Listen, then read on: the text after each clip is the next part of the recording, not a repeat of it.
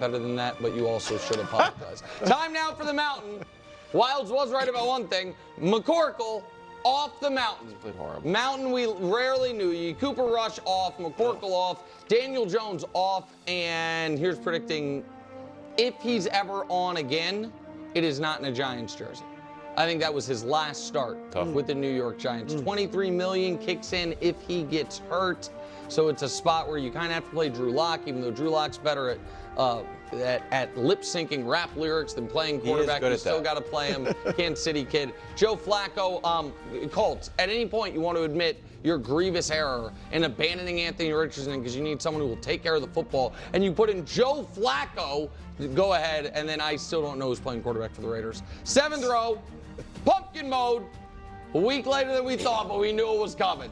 Sammy D, straight pumpkin mode. Yeah. And I don't know what they're gonna do now.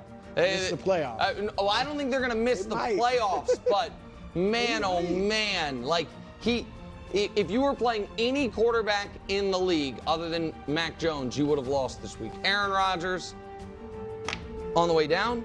Now, glass half full.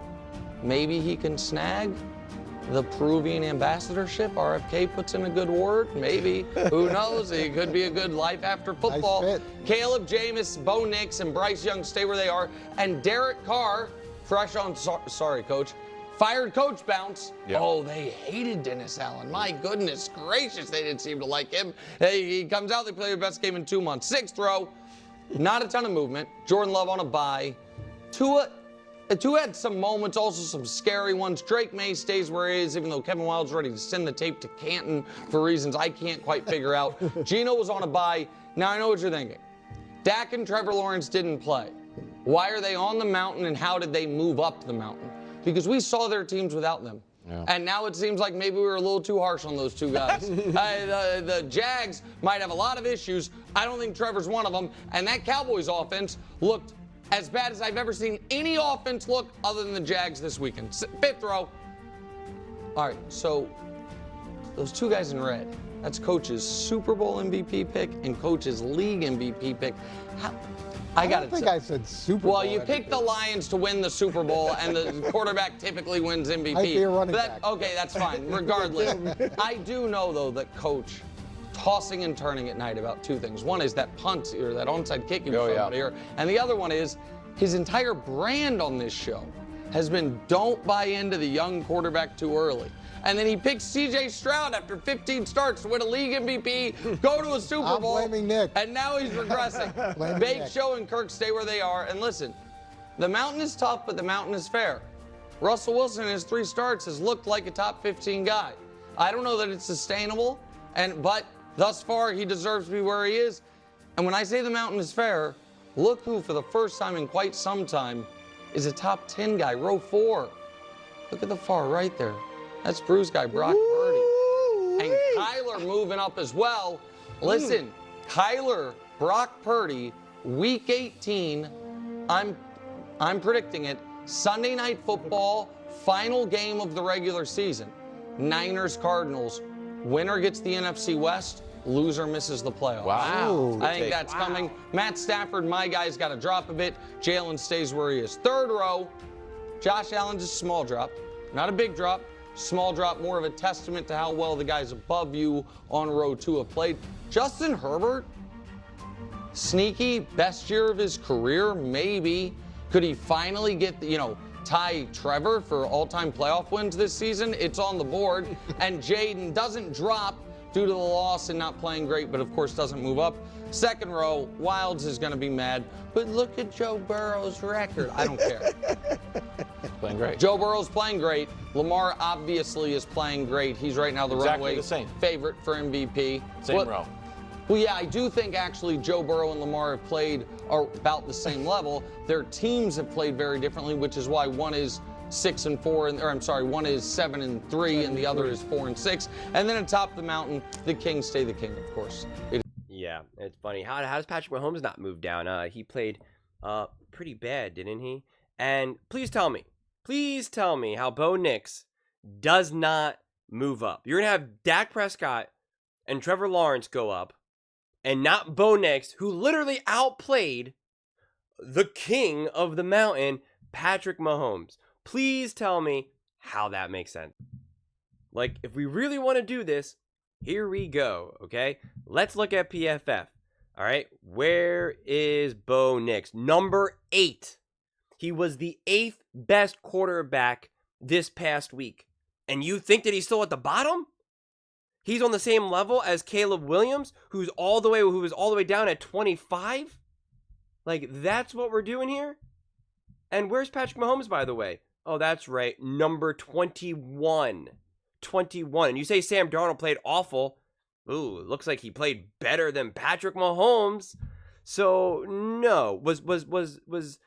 Did Sam Darnold play unbelievable? Obviously not. It wasn't his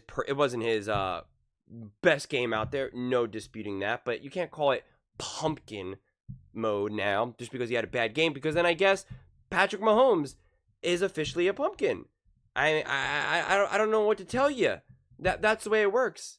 If that's what we're going to do, and you can't just say, well, they're undefeated. Okay, but then he just said, I don't care about wins and losses. That's why Joe Burrow goes up. So it can't just be by wins and losses. Did Patrick Mahomes block the field goal kick? Did he do that? Man, he's really good. I didn't know he could do that too. He blocks field goals too? That's pretty impressive. Golly. Just doesn't make sense.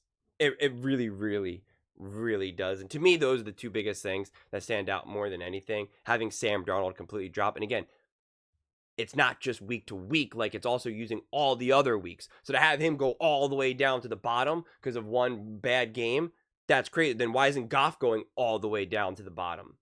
Doesn't make sense. And again, Bo Nix has been really good. He went against the best defense, the Kansas City Chiefs, on the road, Arrowhead. Like, what? He literally outplayed Patrick Mahomes. And he's not going to move up? He's going to be on the same level as Bryce Young and Jameis Winston and Caleb Williams, who's played awful? Doesn't make any sense. Zero. And Dak Prescott and Trevor Lawrence moving up. That's just wild. That really is. I mean, come on, man. Seriously, that makes no sense. Truly, truly, truly zero sense. Listen, I get why Goff drops, although he will move up. I think he could have dropped, but like not drop down to this level, because I'm still rolling with Goff without a doubt, and CJ Stroud for that matter. But I get why that game would cause them to drop. I mean, I think Russ has been balling too, and it's funny too, because he also brings out, he says Jaden stays the same, even though he didn't play well last week. I mean, he did. He actually played really, really well. I know the numbers. Again, we can't pick and choose when we want to use the numbers versus not, okay? You got to tell the whole story, because you can't say that Jaden Daniels played bad against the Pittsburgh Steelers. He didn't play poorly. He actually played really well. Were the numbers great? No. Did he have some rough moments? Yes. But he made some unbelievable plays, some unbelievable throws. It was technically his worst game of his career, at least for a few statistical parts of it. But again, pretty sure. Look at this.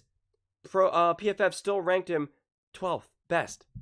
Okay, that's pretty good, considering from just passing alone, he was top 10. So you can't say that he had this bad game if it was still top 10 in the NFL, top 12. Like, we got to tell the whole story here. We got to tell the whole story. And I just don't think we are actually doing that. But let's see what Brew and Mangini have to say. It is his mountain, and he hasn't lost since Christmas. Coach, take it away. Come on, last time you were here, you said it was Great Mountain. Yeah, I do regret going with young quarterback. Yeah, I knew a little it. too early. I stayed on brand, but sitting next to you for this long has definitely affected me. Mountain overall is better than your typical mountain. I don't love where 2 is, but We can talk about that another time. So you should be higher or lower? I think he should be higher, and but it's a rich tapestry. But I'm going to focus, and we see how his team played without him. But I'm going to focus on someone who I think you're not giving enough credit to, and that's Kyler Murray. Oh, Nice. And I think Kyler's put down the PS5 and focused, and he's riding a 4-game winning streak, which is impressive. His impact on his team, I would argue, is stronger than Justin Herbert's impact has been this season. And let's take a look at what he's done in terms of his play. Career best in passer rating, second in completion percentage, first in TD to interception ratio, first in yards per rush, and he's got the 4 rushing touchdowns, which is tied for third. So he's playing at a lot of career bests right now, and they're riding the winning streak, and they're a team that's really overachieved throughout the course of the season, and I think that merits him bumping up a spot. So I agree with a lot of what you were saying about Kyler, but I'll be honest. If I were going to bump him up, while the mountain isn't left to right, as it happens, the person I would have last on that third row is the person in the far right spot, Jaden. So if you were like, I think Justin Herbert has firmly entrenched himself as playing up to this point in the season as a top 6 guy. Jaden post ribs has not been as dynamic with his legs. Yeah. This 3 carries for 5 yards, the fewest in his football career. Jaden is playing as a rookie, and we talked about all the problems rookies have. Herbert is playing on his second contract, extremely highly paid. Herbert so also has, this is all true. Is it a rich tapestry or is it not? It is a rich tapestry. However, the mountain feels a bit burnt by grading previous young quarterbacks on a curve, particularly the college quarterbacks that got to the mountain. You did it a year early. Once you're on the mountain, we're not so worried about your year's experience. But the Kyler argument, I think, is a really good one. Brew, go ahead. Serious question. Was there a new addition to the committee? The committee is Wednesday's tiers. The mountain is just me. So that would be a no. No, it's just me. Why? So I'm going to give you props. I thought somebody else was helping you out because the objectivity of late has really been. It's always been objective. It's completely different. It is a little better than a month ago. It was complete bias. When Caleb was 6, that's bias. Can I just tell he wasn't even playing against NFL players. Can I just tell you something real quick before you go? Early in the year, there's less data to cull.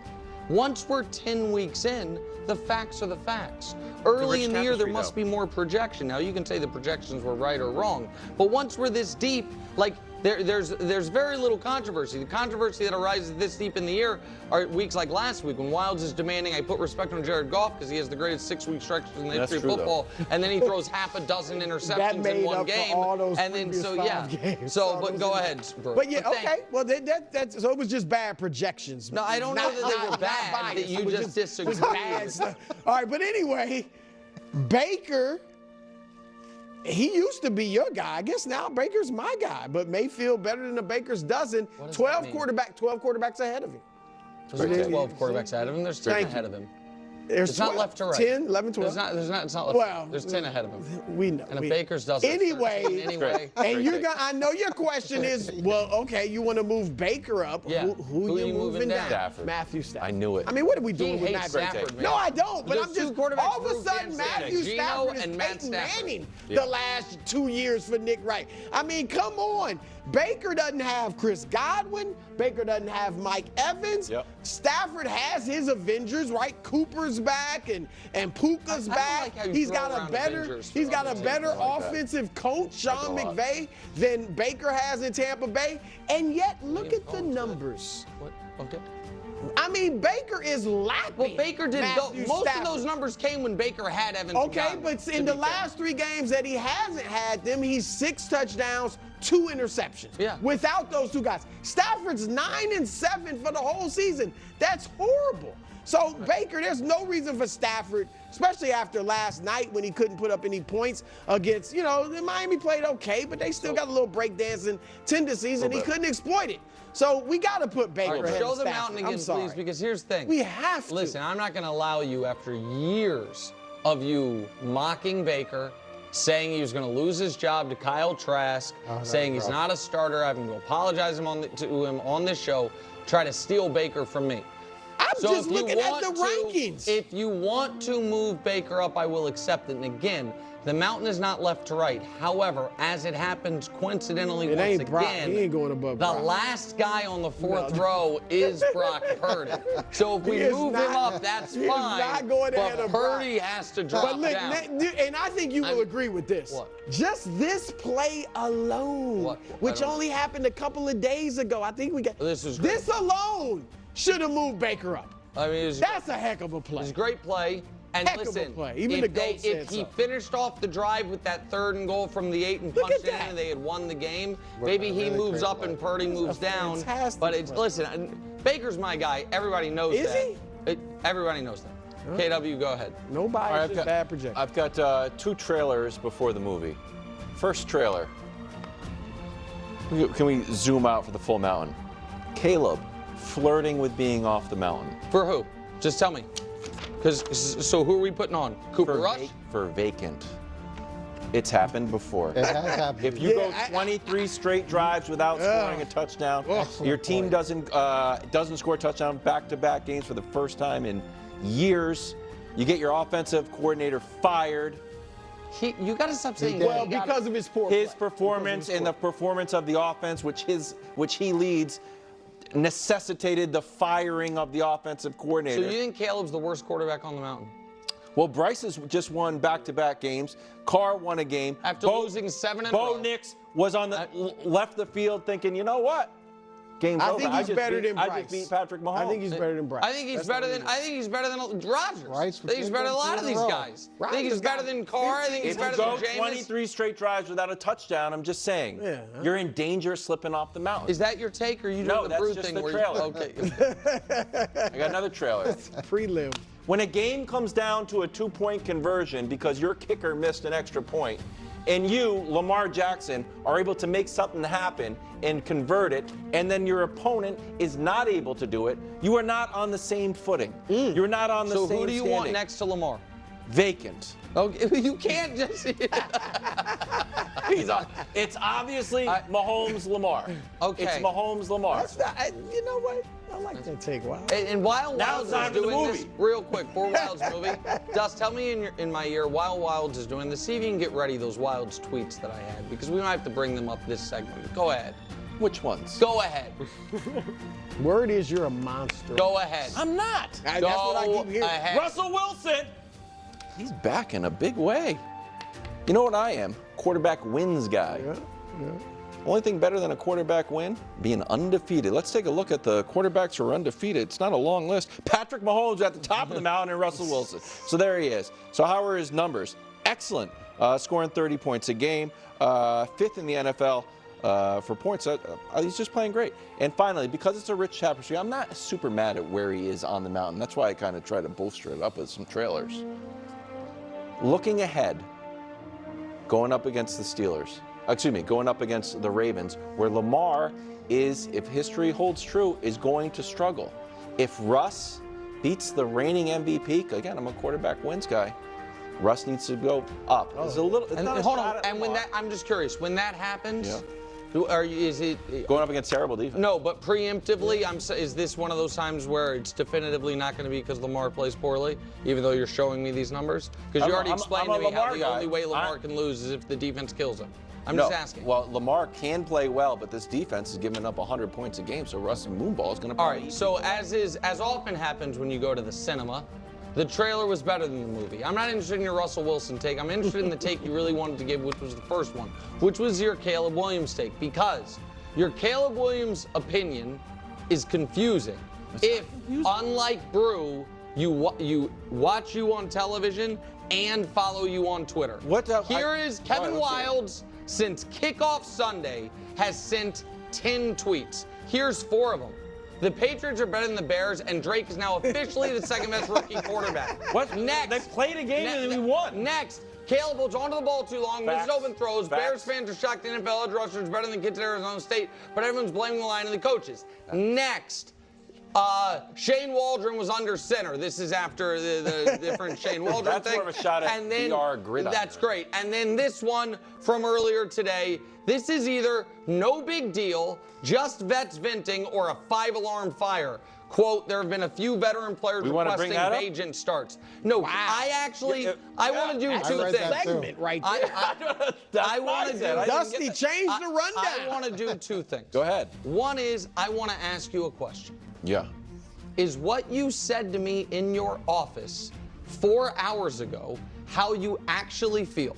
Okay. Which was if you had to redraft today, you would take Caleb ahead of Jaden and Drake May.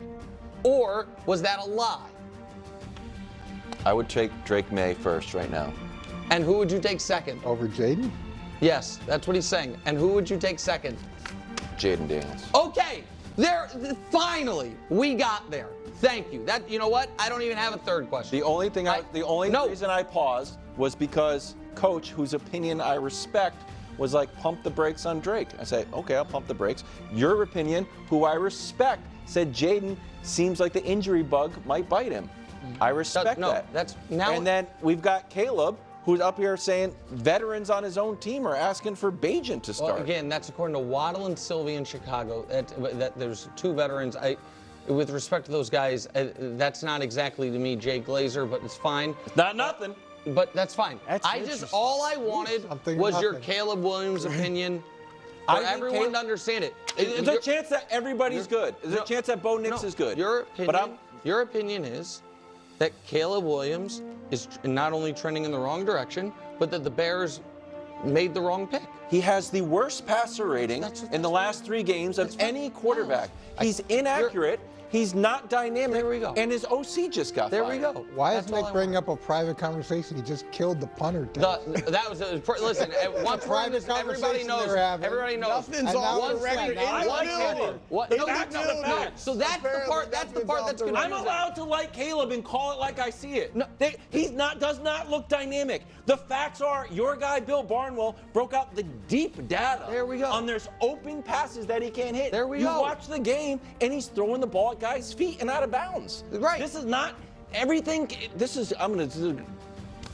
Everything cannot be hater. Everything that everyone disagrees with is not because you're hating on something. It's just straight facts. No, I totally agree. Remember when I went on that whole rant about hating? That's what everyone says about me anytime I say something about someone that they don't like and they disagree. I'm an automatic hater. I'm a hater. And it's okay to be objective. It's okay to change your opinion. It's okay to evolve and have new and different opinions when you get new information. I even said that before, and someone said, oh, that's what Colin Cowherd says. That's so lame. You know, that's such a cop-out. And it's like, you're not supposed to change your opinion as you get new information? No, that is lame. I got news for you. Yeah, listen, I really already highlighted my issues with the mountain, quite frankly. I don't think Caleb needs to flirt with being off the mountain. I think that's too strong, quite frankly. I really, really do. But I do think Bo Nix needs to be moved up, and Darnold should not be at the way bottom. I mean, that means where he's not getting any credit for anything else he did throughout the season. I mean, it just doesn't make sense. And again, if we're going to talk about just the wins and losses, well, then Sam Darnold deserves to be elevated significantly, especially if Joe Burrow, we're going to ignore the wins and losses. And again, I think Joe Burrow is balling out and playing great. Like, I don't blame Joe Burrow either. I'm not a quarterback wins guy. I'm very much against reducing all of this. Bo Nix won that game, had that game won, played well enough to win the game. It's not his fault that the field goal got blocked. Just like Patrick Mahomes played awful and yet still got the win. Was that because of Patrick Mahomes' greatness? The answer is no, it was not. So yeah. I'm not going to move Stafford down for Baker. I do think Baker, though, Baker has definitely really, really, really impressed me. No question about it. And I think his resilience and what he's been able to do with all of his injuries, to me, again, that's why I highlight Baker over even someone like Dak, for that matter, to be like, look what Dak did when he was dealing with some injury, players that were injured, and look at Baker, and it's night and day. Quite frankly, it really, really is. So having Dak elevated and Lawrence elevated, again, just makes no sense. Tua, I think Tua's fine where he is right now only because of where he's been playing. I think Tua can move up, and I think Tua will move up, but considering the way how the season has unfolded with all of the injuries, I get why Tua is here right now, but it's really just kind of like, just wait a couple weeks, and Tua should continue to rise. I think also same thing with Love. quite frankly. Trying to see if anything else stands out. And also Kyler too, right? I mean, Kyler is absolutely an MVP candidate now. I think what Kyler's doing is really, really incredibly impressive. And I made a video the other day about what the Arizona Cardinals are doing and Kyler Murray and kind of how they're completely in the driver's seat of winning this division. And I think with Kyler, the whole idea of the MVP has already been kind of ruined, which is why I really don't care about MVP. And it's just one of those things where it's like, who's got the best record, who's a top seed, and who's got the best stats, that's the MVP. And it's like, well, that's absurd. That's not really how this works out. It's really who is the most viable to their team, who is honestly probably doing the most with the least. And you can absolutely make the argument that Kyler should be up there. It's one of the arguments for Jaden. It's why some people kind of use it against Lamar when you have a running back like Derrick Henry. And it's the same thing before people cry foul about that. That's why Brock Purdy was never seriously considered for an MVP when he had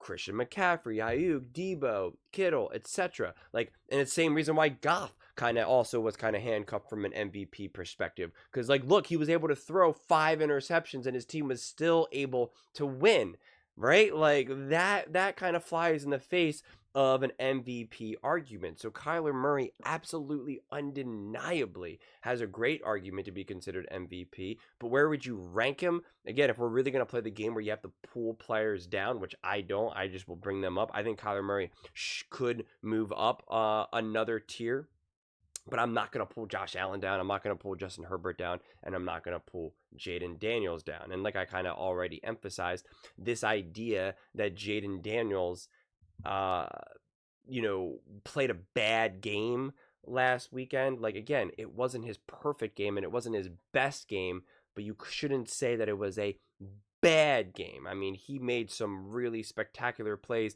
and continues to make big time plays that you're not seeing out of none other Caleb Williams.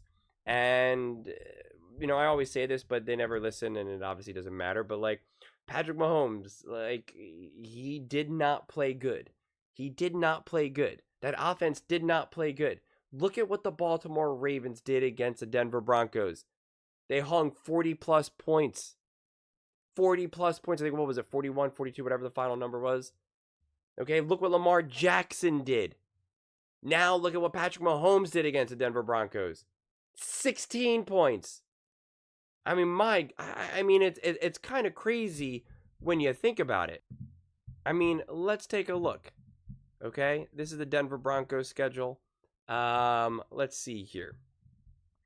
So the Raiders scored more points versus the Broncos than the Kansas City Chiefs. The Chargers scored more points against the Denver Broncos than the Kansas City Chiefs. You're within 2 points of the Carolina Panthers, okay? That's not a good place to be. And, the Ravens nearly tripled whatever the heck the Kansas City Chiefs put up there. I mean, that is just not a good place to be. If people can't see how much this offense is struggling, and Patrick Mahomes himself, whether we want to blame the weapons or not, it's irrelevant when what we're talking about here. It's again, I don't know what to tell you. If you still want to keep arguing against that, by all means, be my guest. And again, you can't say, well, they're undefeated. They're undefeated, because then Joe Burrow would not be top 3. He just wouldn't. And that's actually what even Wilds was saying, because Russ is undefeated, right? He's 3-0. So then he should be elevated as well. And again, if we want to just keep doing all these wins and losses, look at Jared Goff. He only has 1 loss. Look at Jalen Hurts, he only has 2 losses. So again, we know it can't be just wins and losses. We just can't. And that honestly can't even really hold as much weight then. So, we got to be consistent. Also, it's really also really funny when you have someone like Mangini and Brew both called out Nick Wright for being biased. Okay, they said it, not me. They said it, that he is biased. That this mountain was him being biased. So again, that is coming from Chris Broussard and Mangini themselves, not even me. Yet, so for some reason, people always want to call me out whenever I like anytime I disagree with Nick Wright's take, and it's like, well, wait a second, like that's kind of his personality. That's kind of his his whole shtick that he does on this show, and literally Brew and Mangini and Wilds and all of them all call it out. So it's always worth highlighting when it's highlighted on the very show that we are discussing. But those are just my thoughts. I'd absolutely love to hear yours. What do you guys all think about this beautiful quarterback mountain? Let me know in the comments below. I read every single comment, so whether you agree with me or disagree with me. Either way, let's get in some discussions. Let's get in some fights. But ultimately, let's just have some fun. And please do consider subscribing. We are building an amazing community here, and I'd absolutely love to see you part of it. I want to build something that we all genuinely feel connected to. Something that we're really excited to be part of. I think we're well on our way to doing it. And please don't forget to give this video a thumbs up, as it really does help with the visibility and the algorithm. Thank you so much, and see you next time.